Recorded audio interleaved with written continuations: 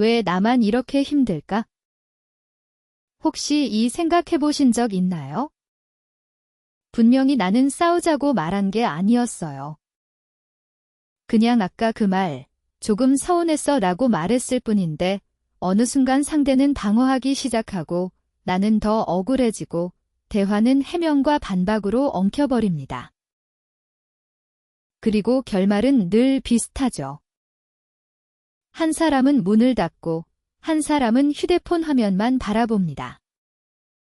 2026년 지금 우리는 1초 만에 메시지를 보내고 4K 영상도 끊김없이 보는 시대에 살고 있는데 이상하게도 가장 가까운 사람에게 나 서운했어 이 한마디를 전하는 데는 3분이 아니라 3일이 걸리기도 합니다. 말 한마디는 10초였는데 마음의 여지는 10시간, 길게는 몇 주까지 남아요. 괜찮아요. 그럴 수 있어요. 당신이 예민해서만도 아니고 상대가 무조건 나빠서만도 아닙니다. 서운함을 말하는 순간 싸움이 되는 데에는 이유가 있습니다. 오늘 영상의 결말부터 먼저 보여드릴게요. 같은 상황에서도 어떤 사람들은 이렇게 말합니다. 그때 내가 조금 외롭게 느꼈어. 당신을 탓하려는 건 아니고 내 마음을 알아줬으면 했어. 그러면 신기하게도 대화가 무너지지 않고 다시 이어집니다. 자, 그럼 시간을 되감아 볼게요. 도대체 왜 우리는 같은 서운함을 말하면서도 누구는 싸움으로 가고 누구는 회복으로 갈까요? 지금부터 그 첫 번째 루틴을 함께 살펴보겠습니다. 배경과 맥락. 혹시 이런 경험 있으세요?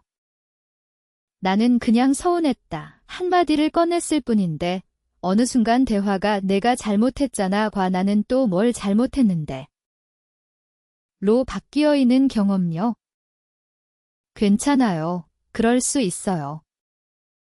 서운함은 원래 작게 시작하지만 서로의 마음속에서는 꽤 오래 쌓인 감정일 때가 많거든요. 1992년 미국 시애틀, 워싱턴 대학교의 심리학자 존 가트맨은 부부와 연인들의 대화를 관찰하며 아주 중요한 장면을 발견했습니다. 싸움의 내용보다 더 중요한 것은 대화가 시작되는 첫 3분의 말투였어요. 같은 나 서운했어 라도 어떤 사람은 왜 맨날 나만 기다리게 해? 라고 시작하고 어떤 사람은 어제 내가 늦게 연락했을 때 내가 좀 혼자 남겨진 느낌이 들었어 라고 말합니다. 둘 다 서운함이지만 상대의 귀에는 전혀 다르게 도착합니다. 서울 마포구에 사는 34세 직장인 민재와 32세 디자이너 서연의 이야기를 한번 떠올려 볼게요.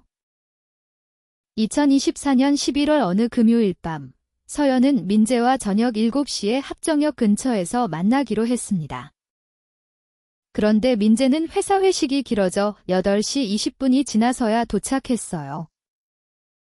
서연은 80분을 기다렸고 그동안 민재에게서 온 메시지는 단 한 통, 조금 늦어가 전부였습니다.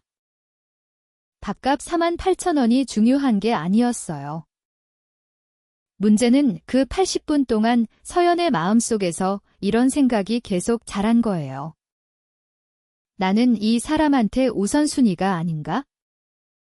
내가 너무 예민한 건가? 또 말하면 싸움이 되겠지? 결국 서연은 집에 가는 길에 말합니다. 너는 왜 항상 사람을 기다리게 해? 민재는 바로 굳어집니다. 항상이라니. 오늘 회사 일이 있었잖아. 여기서 대화는 서운함에서 벗어나 사실 확인 싸움으로 넘어갑니다. 서연은 마음을 알아달라는 뜻이었지만 민재는 자신이 비난받는다고 느낀 거예요. 이 사람은 왜 이런 선택을 했을까요? 민재는 정말 무심해서 그랬을까요? 아닐 수도 있습니다.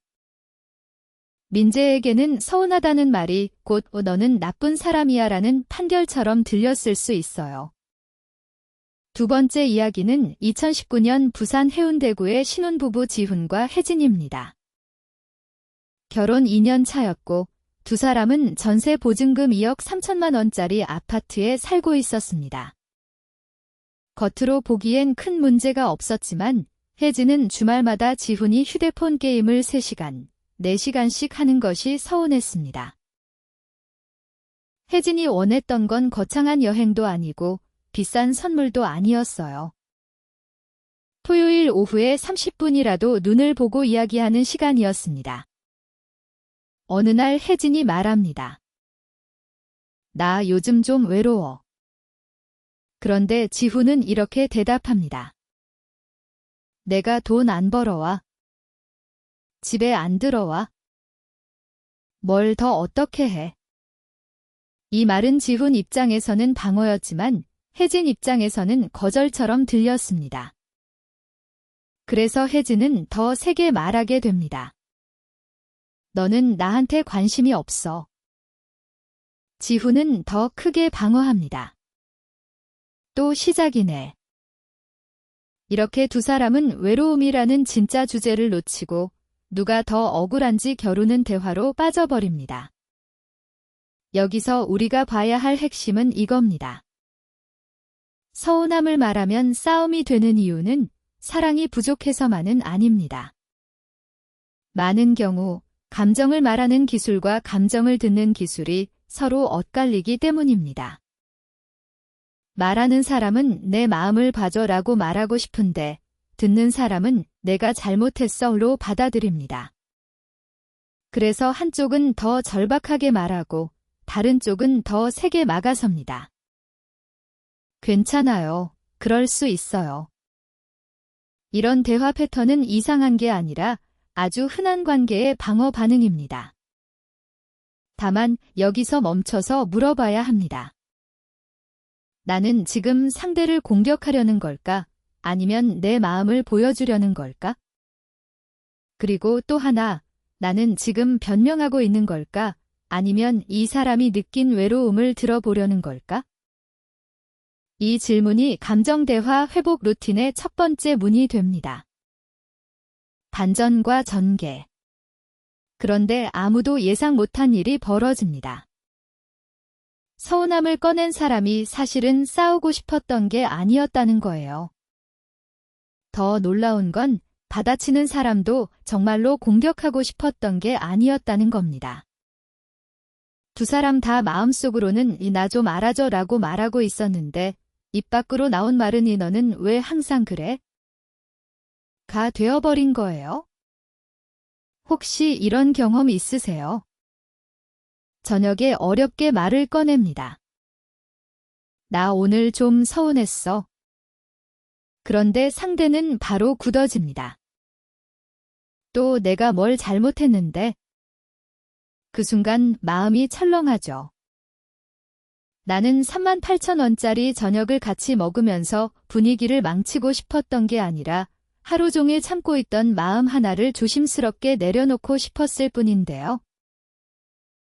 그런데 상대는 그 말을 듣는 순간 내가 또 실패했구나라는 판결문처럼 받아들입니다. 여기서 싸움의 첫 번째 반전이 생깁니다. 우리는 서운함을 말한다고 생각하지만 상대는 평가를 듣는다고 느낍니다. 나 외로웠어가 너는 무심한 사람이야로 들리고 기다렸어가 너는 약속도 못 지키는 사람이야로 번역됩니다. 말한 사람의 문장과 들은 사람의 해석 사이에 감정의 환율이 크게 벌어지는 거죠. 두 번째 에피소드도 비슷합니다. 한 부부가 있습니다. 아내가 말해요. 이번 달 카드가 82만 원 나온 거 보고 좀 불안했어. 같이 상의했으면 좋겠어. 그런데 남편은 바로 방어합니다. 내가 나 혼자 썼어. 사실 아내가 하고 싶었던 말은 돈 자체보다 불안이었습니다.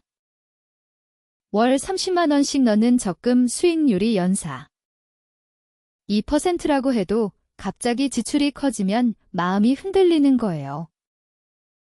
게다가 이자소득세 15. 4%까지 떼고 나면 열심히 모아도 남는 게 생각보다 적다는 느낌이 들 수 있잖아요. 괜찮아요. 그럴 수 있어요. 돈 이야기는 숫자로 시작하지만 대부분 안정감 이야기로 끝납니다. 그런데 듣는 사람은 불안하다는 감정 대신 내가 돈을 못 관리한다는 비난만 듣습니다. 그래서 바로 계산기를 듭니다. 내가 쓴 건 26만 원밖에 안 돼. 내가 산 것도 있잖아. 이렇게요. 하지만 이때 필요한 건 영수증 검사가 아니라 마음의 온도 확인입니다. 아, 이번 달 지출 보고 불안했구나. 같이 한번 보자. 이 한 문장이면 싸움으로 번질 불씨가 아주 작아질 수 있습니다. 세 번째 장면은 친구 사이입니다. 한 사람이 말합니다. 요즘 내가 답장을 너무 늦게 해서 좀 서운했어. 그러자 친구가 말하죠. 나도 바빴어. 내가 매번 너한테 맞춰야 해. 긴장이 확 올라갑니다. 서운함을 말한 사람은 놀랍니다. 나는 그냥 보고 싶었다는 말을 한 건데 왜 내가 집착하는 사람이 된 거지? 반대로 듣는 사람도 놀랍니다. 나는 하루 12시간 일하고 겨우 버티는데 왜 또 부족한 사람이 된 거지? 이쯤에서 우리가 꼭 알아야 할 게 있습니다. 서운함은 상대를 향한 공격이 아니라 관계를 향한 신호일 때가 많습니다. 마음이 완전히 다친 사람은 서운함도 말하지 않습니다. 그냥 조용히 멀어지죠. 그러니까 누군가 나 서운했어 라고 말한다면 그 안에는 아직 연결되고 싶은 마음이 남아있을 가능성이 큽니다. 이게 오늘 이야기의 진짜 반전입니다. 싸움의 시작처럼 보였던 문장이 사실은 회복의 문이었을 수 있다는 것. 물론 듣는 사람 입장도 이해됩니다. 갑자기 서운하다는 말을 들으면 몸이 먼저 긴장합니다. 심장이 빨라지고 머릿속에서는 방어 논리가 줄을 섭니다. 내가 그런 뜻은 아니었는데. 나도 힘든데. 왜 내 입장은 몰라줘.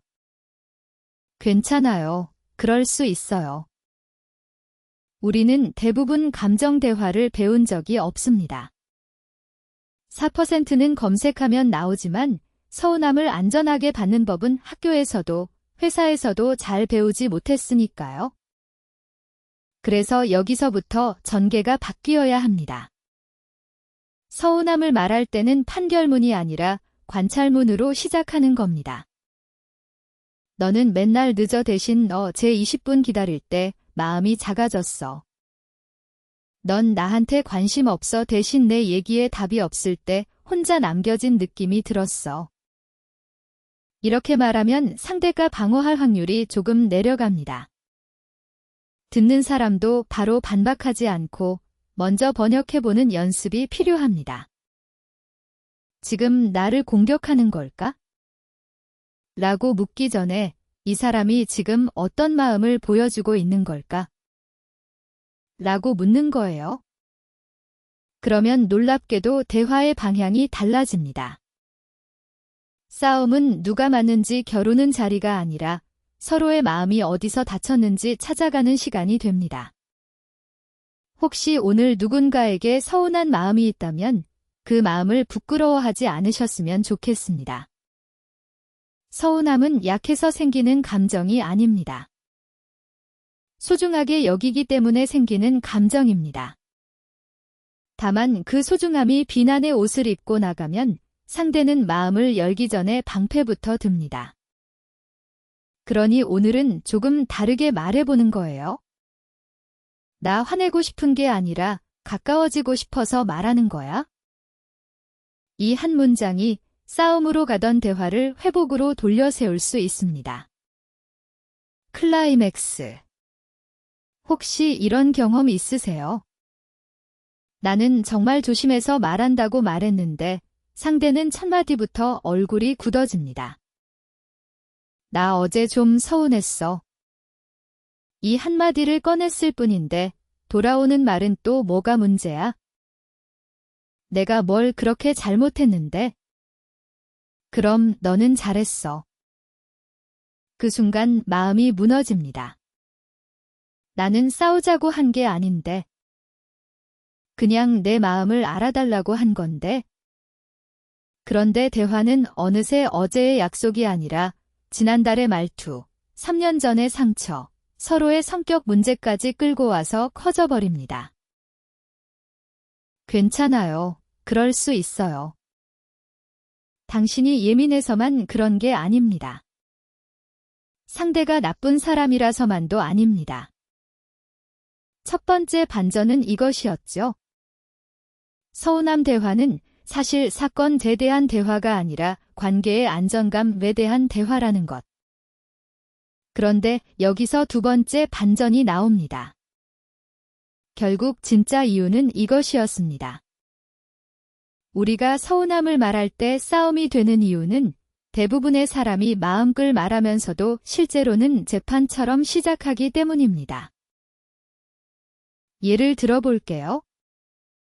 나 어제 혼자 기다려서 좀 서운했어 라고 말하고 싶었는데 입 밖으로는 이렇게 나옵니다. 너는 맨날 내 생각만 하잖아. 이 문장에는 마음이 아니라 판결이 들어 있습니다. 맨날, 항상, 너는 원래 같은 말은 상대의 뇌에 이렇게 번역됩니다. 나는 피고인이고 지금 유죄 판결을 받는 중이구나. 그러면 상대는 당신의 외로움을 듣지 못합니다.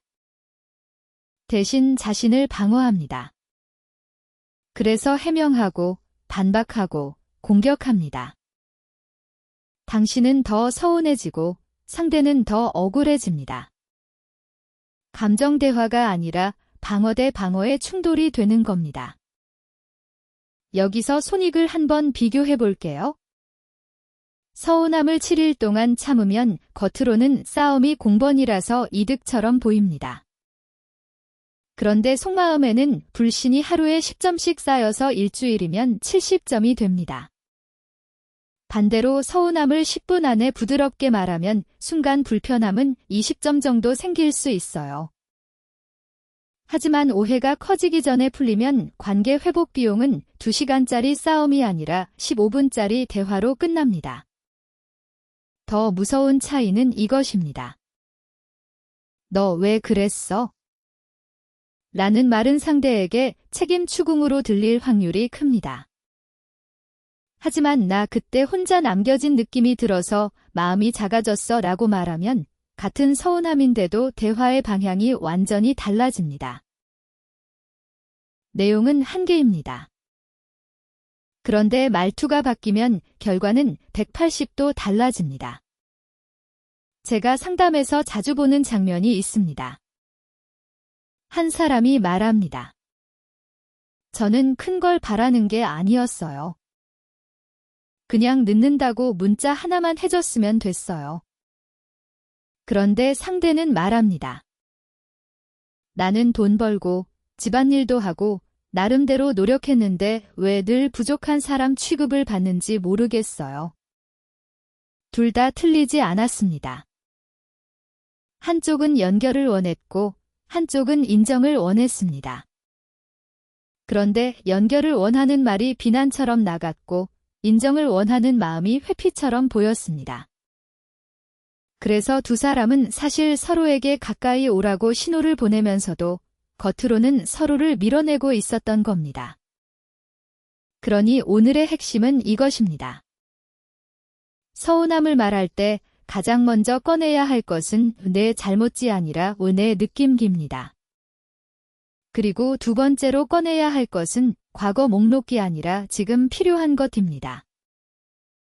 너는 왜 항상 연락을 안 해? 대신 연락이 없으면 내가 중요하지 않은 사람처럼 느껴져. 다음부터 늦어지면 짧게라도 알려주면 마음이 놓일 것 같아. 이렇게 말하면 대화의 세금이 줄어듭니다.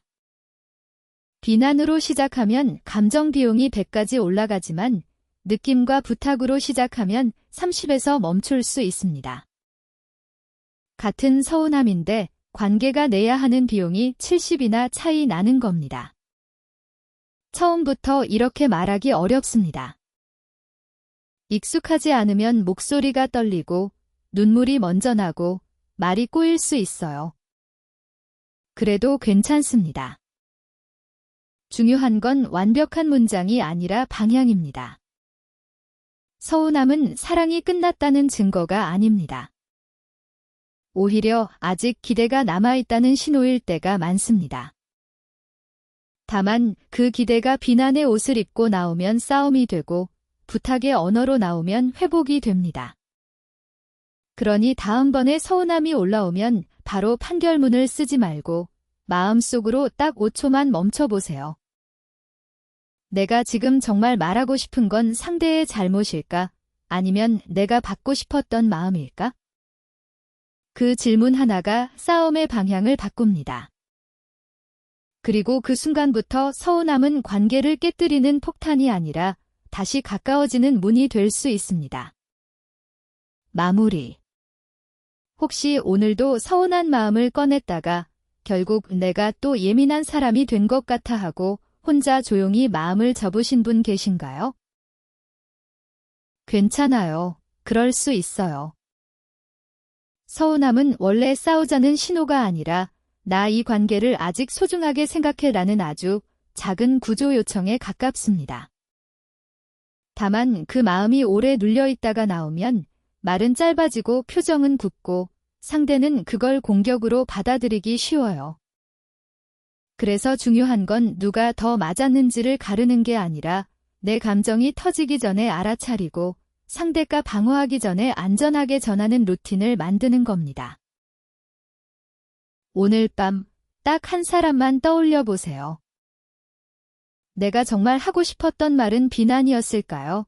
아니면 나를 조금만 더 알아봐 줬으면 좋겠어 였을까요?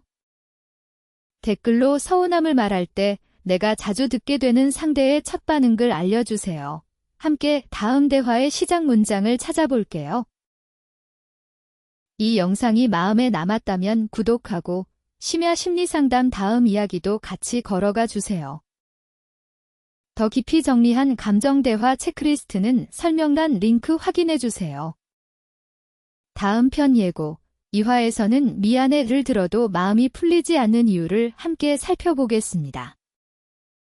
한국상담심리학회 https://크르크퍼 국가정신건강정보 포털 https://www 멘탈헬스 AP 사이칼러지 토픽스 https://www org 토픽스 설명란에는 참고자료와 관계, 점검 체크리스트 링크를 함께 남겨두겠습니다. 지금 관계가 반복해서 힘들다면 저장해두고 대화 전 다시 확인해주세요. 구독해두시면 다음 회복 루틴을 이어서 보실 수 있습니다.